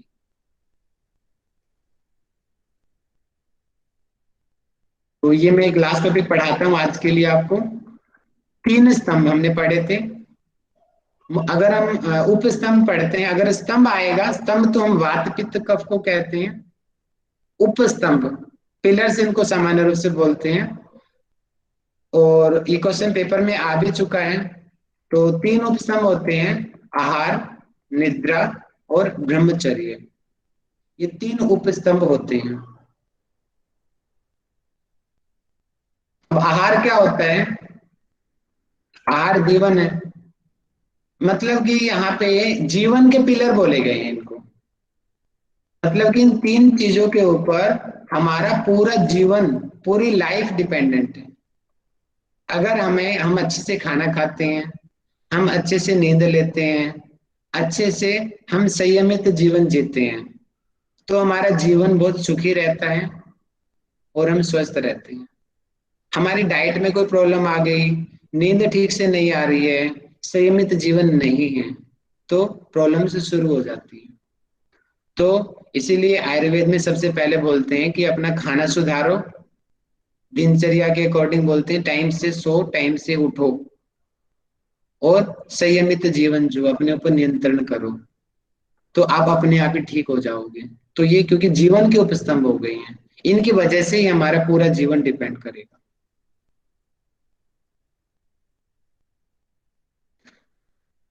पढ़ लेना, ज्यादा मैं नहीं पढ़ा रहा आपको। एक आचार्य चरक जी बैठे हुए थे और वाग्भट्ट भी बैठे हुए थे। तो आचार्य चरक जी ने क्वेश्चन पूछा, बताओ बच्चों कि कौन व्यक्ति स्वस्थ रहता है। ये मैं श्योर नहीं हूं कि दोनों का संवाद सामने ही बैठा था, लेकिन ऐसा पुस्तक में लिखा हुआ है, इसलिए मैंने दोनों का नाम एक साथ लिया। परिवर्तन भी हो सकता है, लेकिन आप मेन जो मैं कहना चाह रहा हूं उसके ऊपर जाना। कि मतलब कि गुरु ने पूछा कि बताओ कौन व्यक्ति स्वस्थ रहता है। जैसे मैं आपसे पूछता हूं, बताओ बताओ मीनाक्षी जी, माइक खोल के, कौन व्यक्ति स्वस्थ रहता है, बताइए। सर जो ऋतुचर्या दिनचर्या का पालन करता है। ठीक है, बहुत बढ़िया, और बताइए। जिनके त्रिदोष सम हो, संतुलित हो। Very good. देखिए अब यहाँ पे और पंचमहाभूत सम हो। ठीक है जी, ठीक है, बहुत सारे इसके आंसर हो सकते वो हैं। वाला श्लोक, समदोषा समग्निश्च समधातु मलक्रिया प्रसन्न ठीक है, आत्मेन्द्रिय मना स्वस्थ इति विधीयते। बहुत बढ़िया, बहुत बढ़िया। अब यहाँ पे हम आहार के परिप्रेक्ष्य में बात कर रहे हैं, तो हमारा उत्तर भी आहार वाला होना चाहिए। तो यहाँ पे शिष्य ने आंसर दिया हित भूख, मित भूख और रित भूख, ये आंसर है। इसके अंदर सारी कहानी छिपी हुई है। हित यानी कि हितकारी भोजन, मतलब कि प्रकृति के अनुसार। मैं जैसे कि मान लेते हैं कि कोई कफ प्रधान व्यक्ति है, तो वो क्या करेगा, वो गर्म चीजें ज्यादा खाएगा, ठंडी चीजें वो कम खाएगा, आइसक्रीम बहुत कम खाएगा कफ वाला, लेकिन पित्त वाला ज्यादा खाएगा। लेकिन दोनों को, पित्त वाले को ठंडी चीजें शूट भी करेंगी और उसको नुकसान भी नहीं होएगा, और कफ वाले को गर्म चीजें शूट करेंगे, नुकसान नहीं होएगा। तो मतलब कि दोनों का आहार अलग अलग हो गया, लेकिन दोनों को फायदा कर रहा है। मतलब कि उसकी प्रकृति के अनुसार आहार का चयन करना। हित भुक का मतलब ये है, अपनी प्रकृति के अनुसार आहार का चयन करना, हित भुक। मित भुक, मित यानी कि मिताहारी, जो भोजन हमने चयन किया उचित मात्रा में उसको खाना। ऐसा नहीं है कि पागलों की तरह फ्री का मिल गया तो खा जाओ, नहीं नहीं, उचित मात्रा में, मिताहारी वो होना चाहिए उसको। पहले तो प्रकृति के अनुसार भोजन का चयन करो, फिर उसकी भी एक लिमिट में खाओ। रित भुक, रित यानी कि रित का सामान्य से अर्थ जो हम लेते हैं अपने, जो कमाया हमने, जो मेहनत से जो पैसा कमाया, वो जो खाना हमने खरीदा वो हमारी मेहनत का होना चाहिए, चोरी का नहीं होना चाहिए। उसका प्रभाव भी हमारे उसके ऊपर पड़ता है कि जो खाना हम खा रहे हैं वो हमारी मेहनत का हो, चोरी का ना हो। जब ये तीनों चीज होती हैं तब आहार के मुकाबले हम उसको कहेंगे कि वो व्यक्ति, वो जो खाना खा रहा है वो उसकी हेल्थ को बढ़ाने वाला खाना है। हित भूख, मित भूख, रित भूख। और अगर इसके विपरीत, अगर आहार लिया यानी कि चोरी करके बेईमानी से पैसा कमाया और उसका हम खाना खा रहे हैं, तो चाहे उचित कैसा भी अच्छे से अच्छा खाना हो उसको नहीं लगेगा, उसको बीमार करेगा। उसकी मात्रा ही तय नहीं है, अनकंट्रोल्ड खा रहा है। जैसे मैं खाता था घी, अनकंट्रोल्ड 100 ग्राम एक बार में खा जाता था, लिमिट से कुछ ज्यादा ही खाने लग गया गाँव जा करके, तो कंट्रोल से बाहर हो गया तो समस्या ही हो गई। अब मुझे ही नहीं पता, मैं शादी ब्याह में चला गया और दोस्तों को देख देख के चाउमीन भी खा लिया, कोल्ड ड्रिंक भी पी लिया। मुझे अपनी प्रकृति को मैं भूल गया कि मेरी प्रकृति तो ये थी। अब वहां पे मैं शादी में देखा ये भी खा लूं, ये भी खा लूं, सब खा रहे मैं भी खा लूं, तो बीमारियां होंगी ना। मतलब कि इसके विपरीत जो चीजें हम खाएंगे उसकी वजह से फिर हमें प्रॉब्लम्स होती है। तो ये है आहार का चक्कर। तो टाइम काफी हो गया, निद्रा मैं आपको कल पढ़ाऊंगा। आप ये निद्रा के टाइप पढ़ के आना कल। निद्रा के 6 प्रकार होते हैं, तमोभवा, श्लेषमय, शुद्ध, मन शरीर श्रम युक्त, आगंतुकी, व्याधनवर्तनी, भूतदात्री। ये नीचे एक्सप्लेन भी किया हुआ मैंने, आप इनको पढ़ के आना। कल का टॉपिक आप लोगों को आसानी से समझ आ जाएगा। तो आज हमने कफ को पढ़ा, प्रकृति को पढ़ा और निद्रा, आहार को हमने पढ़ा आज। यहाँ पे किसी को कोई विशेष समस्या हो तो बता सकता है। मुझे एक चीज पूछनी थी। जी जैसे कि आपने बताया कि जो प्रकृति होती है आयुर्वेद के अनुसार वो 7 टाइप्स की होती है, जी और नेक्स्ट में ये भी बताया था कि व्यक्ति की प्रकृति 2 टाइप्स की होती है, जो कि मूल प्रकृति और परिस्थिति जानने प्रकृति होती है। तो अगर जी पेपर में क्वेश्चन आता है जिसमें 7 भी ऑप्शन हो और 2 भी ऑप्शन हो, तो फिर क्या करना है? 7। Okay, thank you. Welcome sir. वो इस तरीके से बताया गया है हिमांशु जी कि इसका मतलब ये है कि मान लेते हैं कि आपकी प्रकृति कब प्रधान हो हिमांशु जी, आप सॉरी आपका पित्त, थोड़ा सा मुझे लगता है कि आप पित्त प्रधान के व्यक्ति हो। तो इसका मतलब ये नहीं है कि पित्त प्रधान व्यक्ति को कफ वाली समस्या नहीं हो सकती, समझ रहे हो। पित्त वालों ने भी अगर परिस्थिति जन्य गलत चीजें खाई तो उसको भी कफ की समस्या हो जाएंगी। परिस्थिति जन्य प्रकृति का मतलब ये है, आपकी मूल प्रकृति तो पित्त की है, लेकिन आपने दिनचर्या अपने कफ वाली अपना ली तो आपको भी कफ की समस्या हो जाएगी। अब क्लियर हुआ कंसेप्ट? हाँ जी, हाँ जी, हो गया, थैंक यू। ठीक है जी, अब मैं क्वेश्चनिंग करता हूँ, डाउट्स मैं एंड में लूंगा सभी के। ठीक है, मैसेज करके बताएं सभी तैयार हैं।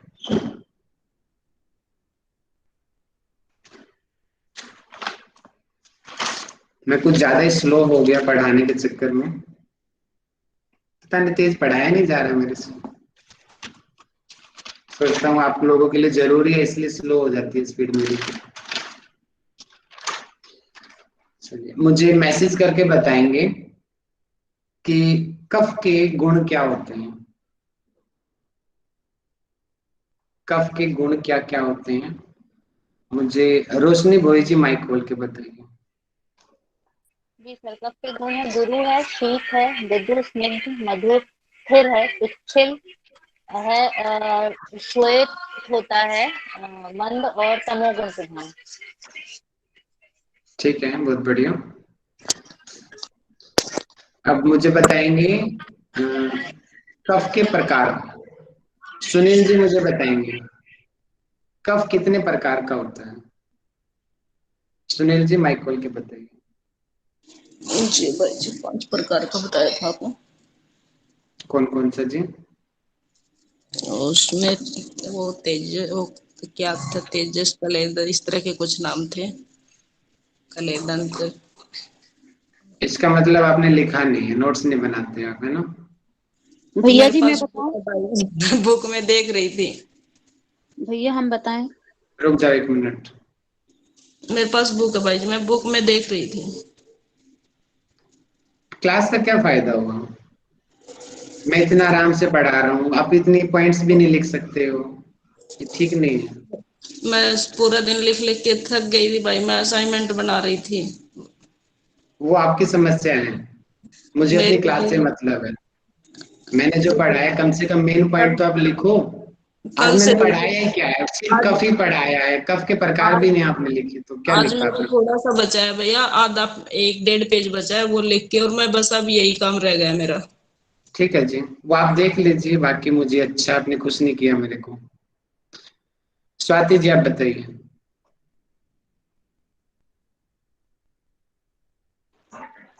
अवलंबक, छेदक, तर्पक, श्लेष्मक और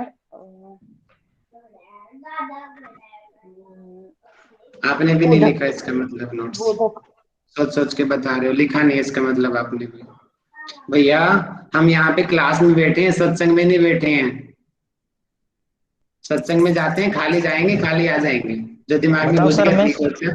क्लास में बैठे हैं तो नोट्स होने चाहिए, पेन चलेगा आपका, मैं बोलूंगा आपका पेन चलना चाहिए, नहीं तो यही हाल होएगा आपका। देख लेना पेपर में क्या हाल होएगा। राहुल बताओ जी जी मैं विजय बताऊं? जी, बताओ विजय जी। हाँ, क्लेदक, अवलंबक, बोधक, तर्पक और श्लेषक। वेरी गुड, स्थान बताइए विजय जी।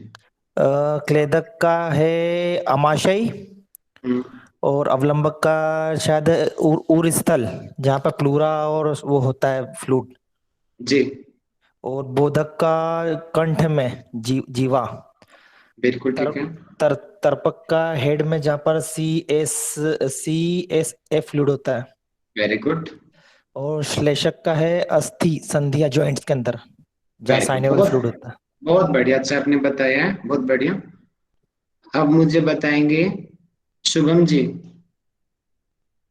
आप मुझे वाइक खोल जी के सर। बताएंगे कि 3 प्रकार की प्रकृति विशेष है, कफ, पित्त और वात। इनमें सबसे उत्तम प्रकृति कौन सी होती है? कफ प्रकृति सबसे उत्तम होती है सर, क्योंकि इन लोगों का स्वास्थ्य अच्छा होता है, इम्यूनिटी अच्छी है, और ये प्रसन्नचित्त हो, और मतलब स्वभाव से भी अच्छे होते हैं, और गुस्सा उस्सा नहीं आता, इन लोगों भी अच्छा होता है इन लोगों का, और रोग प्रतिरोधक क्षमता अच्छी होती है, और इसमें होते हैं सर ये। बहुत बढ़िया, बहुत अच्छा बताया आपने। अगला क्वेश्चन मेरा राधिका जी से, 6 रसों को सीक्वेंस में बताओ।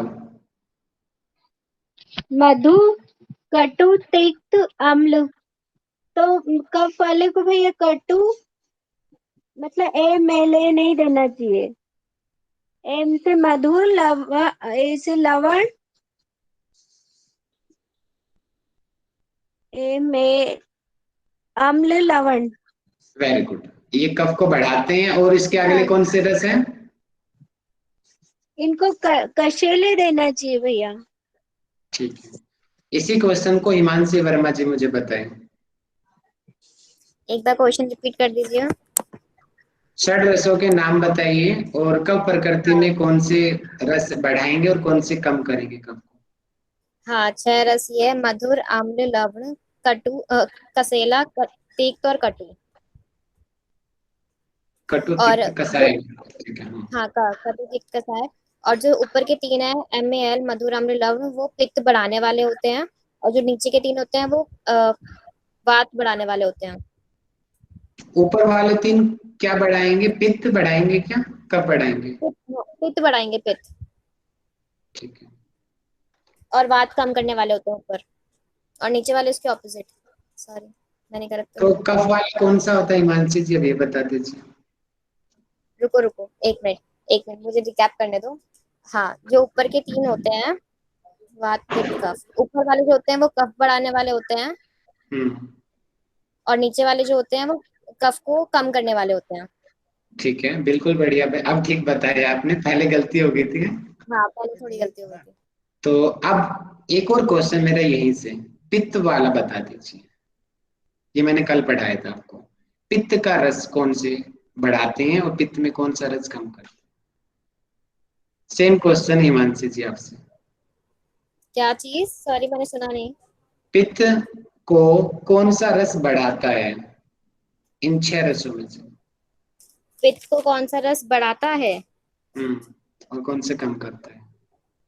मधुर, अम्ल और लवण। ये तो अभी आपने कफ में बढ़ाया, हाँ, तो यही पित्त में आएगा क्या? पित्त। कंफ्यूज हो गई। देखो, मुझे याद करने दो। रुको। कुंदन जी मुझे बताइए। कुंदन जी, सेम क्वेश्चन आपसे पूछ रहा हूँ, बताइए। पित्त प्रकृति में कौन से रस पित्त को बढ़ाएंगे, कौन से कम करेंगे? ये पेपर में आते हैं भैया ये क्वेश्चन, इसलिए पूछ रहा हूँ मैं। अम्ल लवण जो है ये वो आपकी आवाज नहीं आ रही कुंदन जी, शायद नेटवर्क इशू है।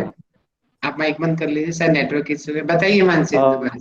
आपने वो टेबल बनाई थी, याद आ गया मुझे। ऊपर के 3 और नीचे का, ऊपर के लास्ट के 2 और नीचे का लास्ट वाला, जिसमें आता है अम्ल, लवण और लास्ट वाला कटु। वेरी गुड, अब आया ना सेम। वेरी गुड हिमांशी जी, बहुत बढ़िया, बहुत बढ़िया। अच्छा लगा आपको याद था, वेरी गुड। कि अम्ल, लवण और कटु रस जो होता है वो पित्त को बढ़ाता है, और मधुर, तिक्त और कसाय पित्त को कम करता है। ये फार्मूले हैं। अब इसके हिसाब से डाइट में अपने आप लगाते हो इन चीजों को। फार्मूला याद हो गया ना आपको? अब अपने आप हजारों चीजें आप लिख सकते हो अपने दिमाग लगा करके। ये हो गया। अब आप मुझे बताएंगे तुषार जी, 3 उपस्तंभ बताइए आयुर्वेद के अनुसार।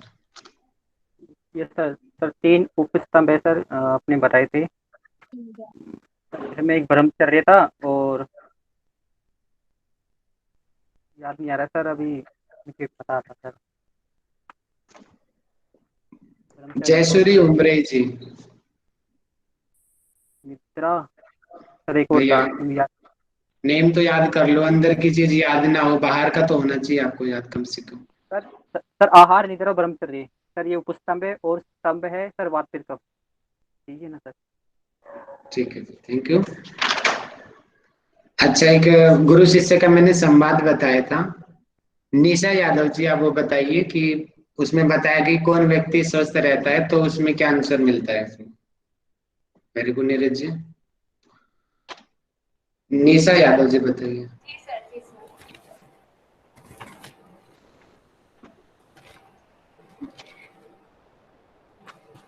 सर एक मिनट बता रही, मैंने नोट किया था ऐसे। भैया मैं बता दूं? बताओ राधिका जी, बताओ। मित भूख, हित भूख और रित भूख। Very good. हित इसका मतलब अर्थ? हितकारी, और मित यानी मितारी, और ऋतु के अनुसार। रित भूख मतलब ऋतु के अनुसार। ना ना ना, रित तो नहीं आएगा। रित का अर्थ कुछ और है यहाँ पे। कोई और बताइए, रित का मतलब क्या है यहाँ पे? मैंने ऋतु ही लिखा उचित भैया। प्रकार से कमाया हुआ भैया। कमाया हुआ। अब तो मेहनत से राधिका जी आप तो कुछ भी लिख लो, उसमें मुझे क्या मतलब। अच्छा मैं ठीक कर लेती हूँ भैया। अच्छा वो ठीक है। हाँ दोबारा बताइए क्या होता है ऋत का अर्थ? उचित तरह से कमाया।